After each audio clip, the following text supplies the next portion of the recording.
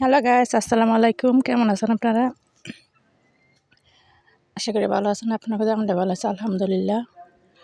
আমি আজকে মুলান্দি দিয়া, তারপরে জাটকা মাছ দিয়া পাক করবো, তারপরে ডিম দিয়া আলু দিয়া পাক করবো। পুরো ভিডিও দেখবেন।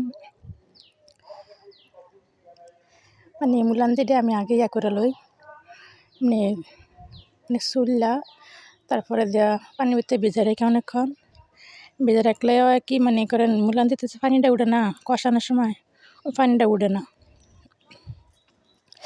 ফাঁক করলে অনেক ভালো হয়। মানে মুলান্দি মানে লাউ সবজি জিনিস এটি ভিতরে পানি ওঠে না অনেক, দিয়ে আমি আগে মানে কুড়ার আগে দিয়ে লই, দেওয়ার পরে করি আর কি।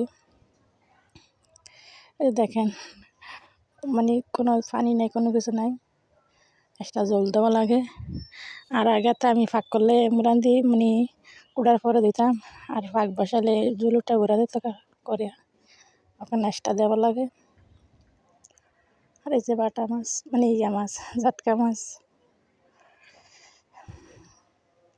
আর আমি 2016 সাল থেকে মানে ফেসবুক, ইউটিউবে মানে দেখে আর কি মানুষে কী করে না করে, মানে সব দেখতাম কীভাবে ফাঁক শাক করে, কী করে না, মানে সবই দেখতাম।